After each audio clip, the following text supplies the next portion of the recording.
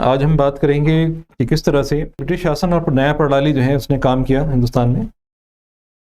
भारतीयों को ब्रिटिश प्रशासन की नई प्रणाली को समायोजित करने में काफ़ी कठिनाइयां हुई। भारतीय राजनीतिक अधिकारों से वंचित थे और ब्रिटिश अधिकारी उनसे अवमानना के साथ व्यवहार करते थे और भारतीयों को प्रशासनिक और सैन्य सभी उच्च पदों से बाहर रखा गया था। अंग्रेजों ने भारत में कानून न्याय की एक नई प्रणाली की शुरुआत की और एक श्रेणीबद्ध सिविल और आपराधिक अदालतों को स्थापित किया था। कानूनों के कोड बनाए और कार्यपालिका से न्यायपालिका को अलग करने का प्रयास किया गया। भारत में कानून के शासन को स्थापित करने के प्रयास किए गए, लेकिन ब्रिटिश भारतीयों के अधिकारों और स्वतंत्रता के साथ हस्तक्षेप कर रहे थे और अपनी निर्णायक शक्तियों का आनंद ले रहे थे। तो कानूनी अदालतें भी आम लोगों के लिए सुलभ नहीं थी।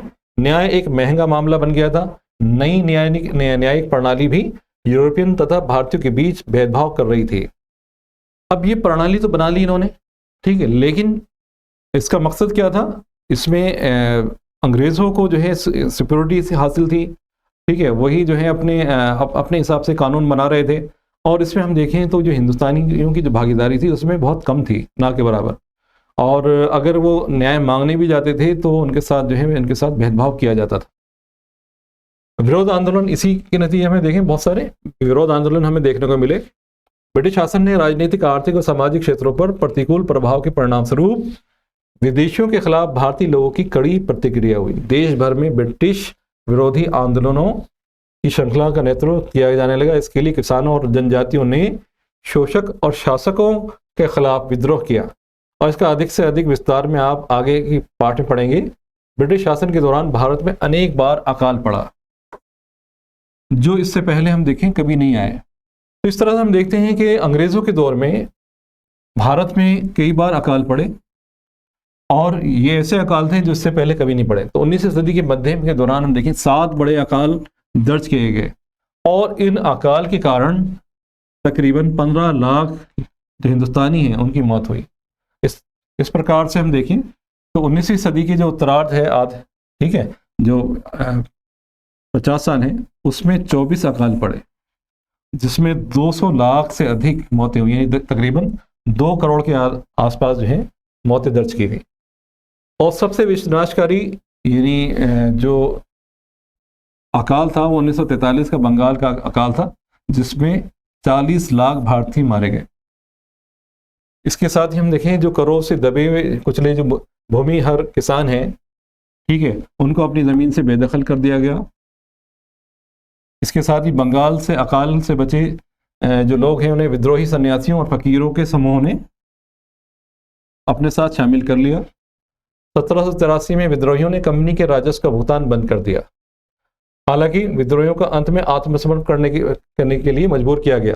इसी तरह तमिलनाडु, मालाबार और आंध्र प्रदेश की जो तटीय इलाके हैं वहाँ पर मोपिला जो लोग हैं, ठीक है, उन्होंने भी औपनिवेशिक शासन के विरुद्ध में जो है विद्रोह किया।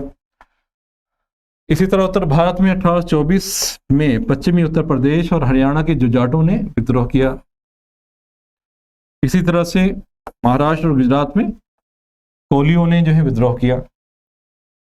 तो देश के विभिन्न भागों में आदिवासी जनजातियों ने अपने अधिकारों के लिए औपनिवेशिक शासन का जो है विद्रोह शुरू कर दिया।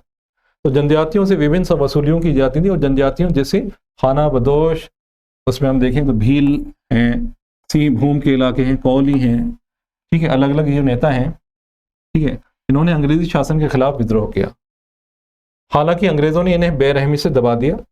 बंगाल की सीमा, बिहार, उड़ीसा के अत्याचार पीड़ित संथालों ने भी अंग्रेजी शासन के खिलाफ विद्रोह किया, क्योंकि उनको भी अपनी भूमि से बेदखल कर दिया गया था। तो उन्होंने अपनी सरकार की स्थापना के लिए अंग्रेजों ने उनके विद्रोह को समाप्त कर दिया। हालांकि इन विद्रोहियों को सफलता नहीं मिली, लेकिन वे औपनिवेशिक शासन के और अलोकप्रिय चरित्र को उजागर करने में कामयाब हुए। आज भी हम अपने समाज में कई असमानताओं को देखते हैं। यदि आप इन स्थिति की आज़ादी के समय के साथ तुलना करें तो हमने अच्छी प्रगति की है, लेकिन हमें अभी एक लंबा रास्ता तय करना है। आज भी आप देखें तो बहुत सारी ऐसी बातें हैं जो हमारे समाज में व्याप्त हैं, तो उसको दूर करने की कोशिश हमें करनी है। 1857 के विद्रोह के प्रभाव को हम देखें तो किसानों एवं कारीगरों की आर्थिक गिरावट 1770 से लेकर 1857 तक में हम देखें 12 प्रमुख अकालों के कारण जाहिर हो जाती है, और ये सभी कारक ब्रिटिश विरोधी भावना सहायक सिद्ध हुए। अंग्रेजों की बेरहमी से शासन किया और वे जनता की भावनाओं के प्रति संवेदनशील थे, ठीक है, संवेदनशील नहीं थे, ठीक है। वो सिर्फ अपने तिजोरी को भरने में लगे हुए थे, और वो चाहते थे कि किसी तरह से यहाँ से माल कमाकर इंग्लिस्तान भेजें और वहाँ का जो खजाना जो है इसको भरें। इसकी तरह सरकार इन्हें ईसाई धर्म में परिवर्तित करना चाहती थी। कहीं कहीं ऐसा भी हुआ है कि ऐसा लगा कि जो अंग्रेजी सरकार है वो हिंदुस्तानियों को ईसाई धर्म में परिवर्तित करना चाहती है। परिणाम स्वरूप भारत में अंग्रेजी ईस्ट इंडिया कंपनी के शासन के खिलाफ एक बड़ी संख्या में विद्रोह हुआ। इसी तरह 1857 के विद्रोह के बारे में, जिसका हमारे राष्ट्रीय आंदोलन पर एक गहरा प्रभाव पड़ा है, इसने भी पहली बार एकीकृत हुए विभिन्न धार्मिक और जाति पृष्ठभूमि वाले वर्ग के लोगों को ब्रिटिश शासन के खिलाफ एक कर दिया था। तो हम ये देखते हैं कि किस तरह से ये 1857 के विद्रोह जो है उसने हम अलग अलग जातियों को, अलग अलग धर्मों के लोगों को आपस में एक कर दिया अंग्रेजी शासन के खिलाफ। और सबका मानना ये था कि अंग्रेजी जो शासन है ये यहाँ जो है यहाँ के लोगों को एक्सप्लॉइट कर रहा है, ठीक है, और उन्हें अपना गुलाम बना रहा है। विद्रोह का सबसे महत्वपूर्ण परिणाम यह था कि इससे राष्ट्रवाद का जन्म हुआ। अब 1857 की जब क्रांति हुई तो इसका क्या हुआ, इसका सबसे पहला असर क्या हुआ, हमें देखने को मिलता है कि लोगों में राष्ट्रवाद जो है या नेशनलिज्म है इसकी बीज जो है पड़ने शुरू हो गए। भारतीय लोगों में अपने नेताओं के प्रति जागरूकता पैदा हुई, जो देश के लिए अपने जीवन का बलिदान कर रहे थे ताकि आगामी समय में दूसरे लोग स्वतंत्र भारत में रह सकें। तो इस विद्रोह के बाद अंग्रेजों ने फूट डालो और राज करो वाली जो नीति है वो चलाई, ताकि हिंदू और मुसलमानों के बीच में जो संबंध हैं और ज़्यादा खराब हों, जिसका फायदा उन्हें मिले। तो अंग्रेज ये मानते थे कि अगर हमें यहाँ शासन करना है हिंदुस्तान में तो हमें हिंदू और मुसलमानों को अलग अलग करना पड़ेगा।